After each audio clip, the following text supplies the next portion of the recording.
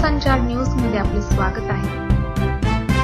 कसं उत्पादन मिळेल यासाठी जो निश्चित प्रकारे येणाऱ्या काळामध्ये भविष्यामध्ये एक चांगल्या प्रकारचं कृषी प्रदर्शन माझ्या इंदापूर शहरामध्ये आपण निश्चित प्रकारे लोकांसाठी शेतकऱ्यांसाठी उपलब्ध करून देऊ आजच्या कार्यक्रमाच्या निमित्तानं आपल्या सर्वांना आश्वासित करतो. निश्चित प्रकारे आज आपल्या मी आता जास्त आपल्या इंदापूर तालुक्यात आता मी काय जास्त सांगत नाही.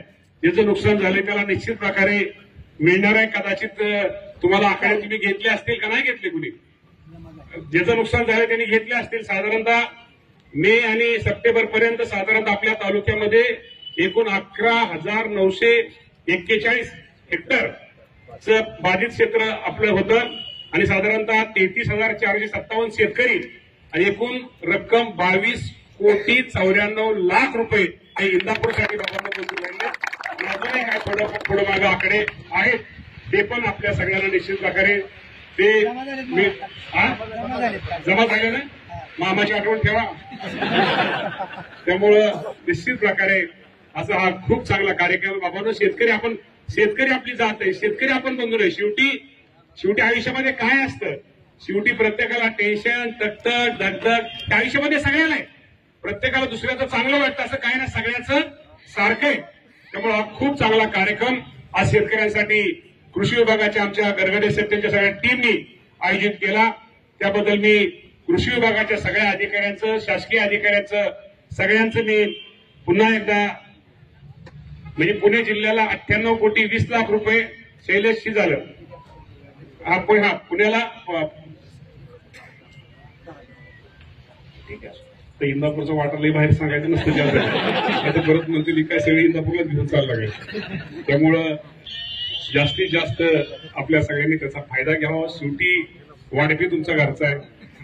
तर वाढपी घरचा असल्यावर काय आपण सगळी जागरण गोंधळ करणारे माणसं आहे. त्यामुळे वाढपी घरचा असल्या फक्त पळीच बुडवायचं काम आहे. त्यामुळे तुम्ही समजून घ्या. मामा तुमचा आहे, घरचा आहे.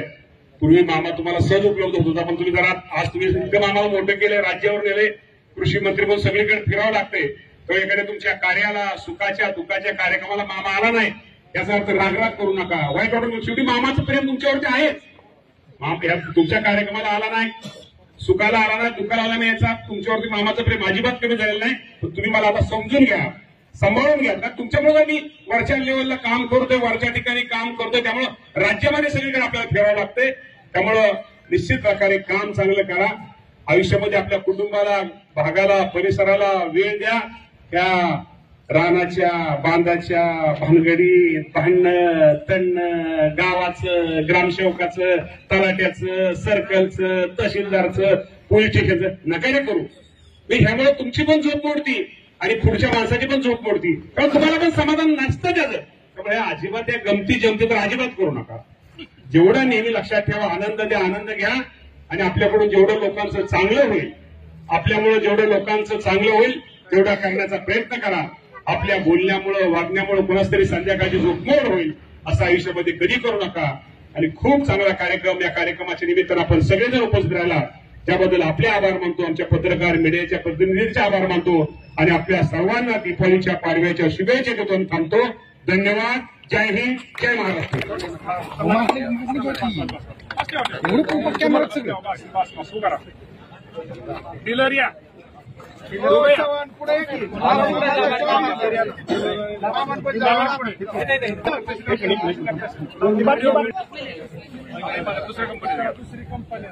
दुसऱ्या कंपनीला घ्या.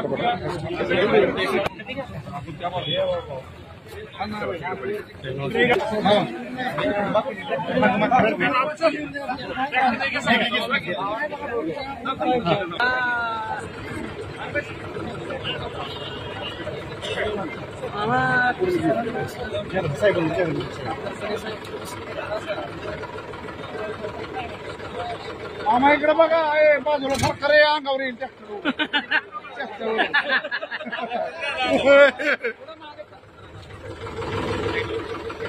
संपूर्ण ट्रॅक्टर सिधी घ्या.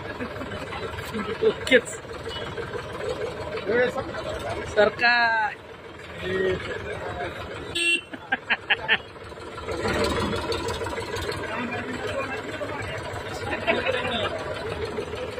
नाही